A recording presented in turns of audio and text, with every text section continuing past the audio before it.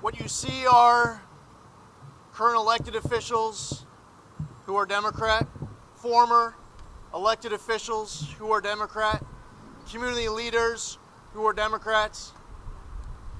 And we are all here together as New Yorkers in this very important moment in time where we have an opportunity to save our city and save our state. I'm running for governor to be the governor for all New Yorkers, whether you're a Republican, a Democrat, or independent, whether you vote for me or don't. It's our job once an election is over to work with other colleagues in government to try to find common ground however possible, to work with all New Yorkers on solutions that will move this city and this state forward. All across New York, New Yorkers are hurting.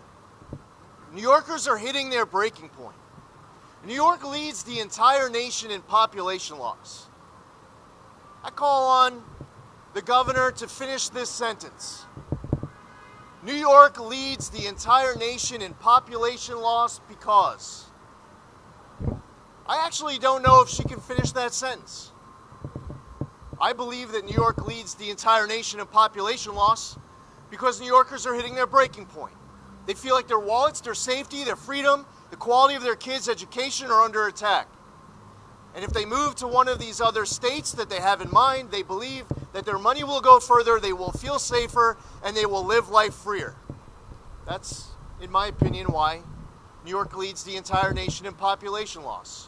Well, why don't we do something about it? Are you sick and tired of waking up on a Monday morning and getting caught up on all the headlines and the videos that are on social media of attacks within miles of us where we are here today on City Hall? Where we stand here on these steps, you can get caught up on a Monday morning of people being attacked on our subways and other forms of public transportation, not feeling safe on our streets.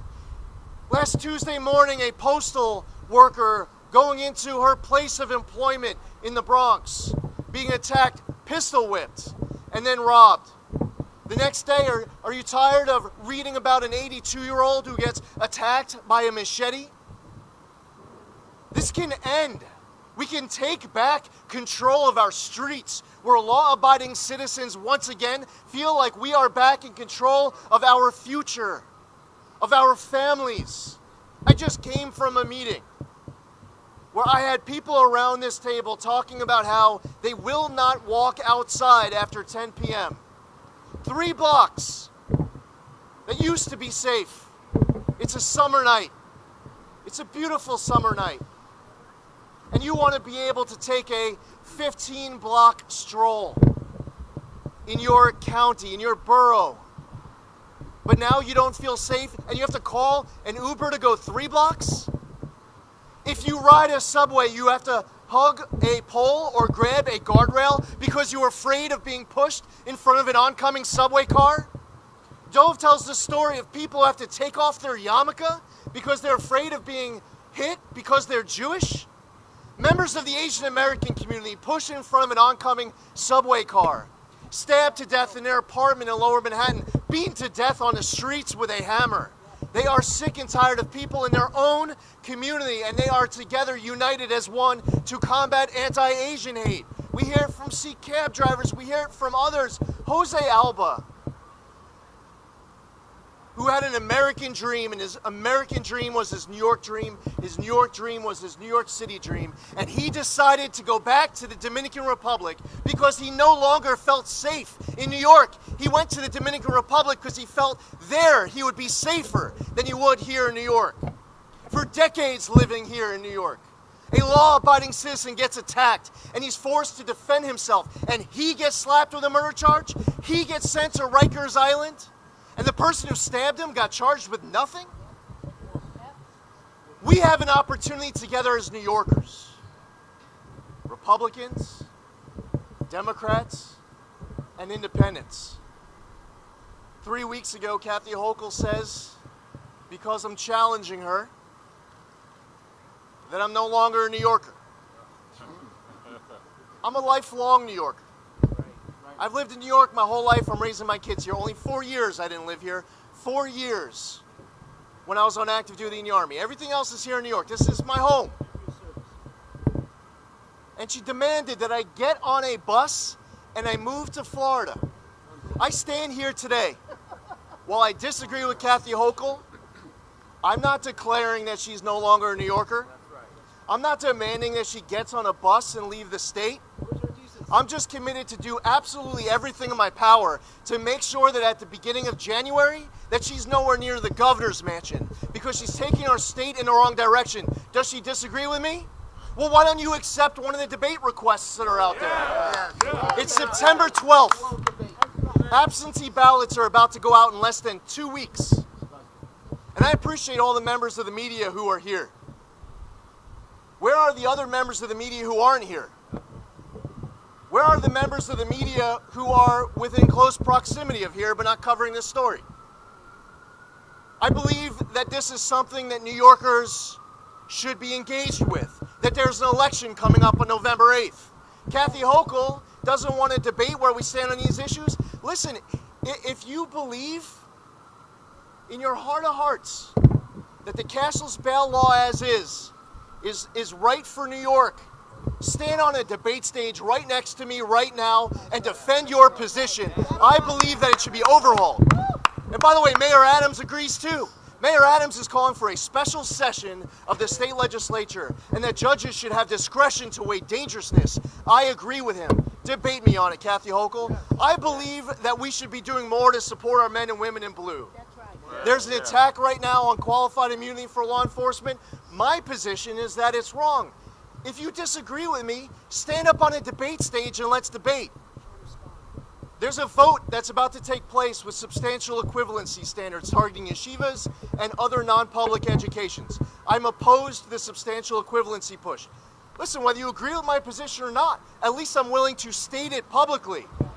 Kathy Hochul is silent. See, from one issue to the next, you have to vote for her in order to find out where she stands on these issues that matter most to New Yorkers of all walks of life, New Yorkers who care about their son and daughter's education, New Yorkers who believe that they are struggling to afford to survive here, New Yorkers who no longer feel safe on our streets. What you see here are fed-up Democrats, many of them lifelong Democrats who have never voted Republican in their life, but they are committed, like I am, to do absolutely everything in their power, just like I'm committed to do everything in mine to save New York City, to save New York State. We have that opportunity on Tuesday, November 8th, and I am grateful for every single one of these proud, strong, courageous Democrats who are approaching this campaign as fellow New Yorkers to restore New York to glory. I'd be happy to answer any questions. All right, Lee. Yeah. Well said. Governor Hochul said she's going to let her emergency COVID powers expire at midnight. I would like a reaction to that. Listen, she shouldn't have been extending her COVID emergency powers this entire way. Now, at one point, people might say, well, you know, it's just a piece of paper. But what she did with that piece of paper is that she gave a no-bid contract worth over $600 million to a company whose family ended up donating $300,000 to her campaign. And by the way, she paid over twice the price of the going rate. She needs to account for that. She needs to stand in front of the media and answer many questions as to how she gets $300,000 from this family and then circumvents the state's competitive bidding laws, which are there for a reason, to give, by the way, not $100,000, not $1 million, over $600 million, and this isn't Kathy Hochul's money. This belongs to the people of New York. And if she will not account herself between today and November 8th, New Yorkers will deliver an accounting at the ballot box because it smells horribly. It passes no smell test. It shows, it proves that the person who we have right now as governor of the state of New York is a crook. she could prove me wrong by standing in front of all of you and explain away how she gets $300,000 and then gives out a no-bid contract paying over twice the going rate. And by the way, if you want to do this right, let's just say she decided, you know what, I have to enter this contract today because the numbers are whatever that numbers happen to be on that particular day. What about when the numbers go down? Why are you still paying all of that money for all these tests? She has a lot of answers that she needs to come clean with in front of all of you.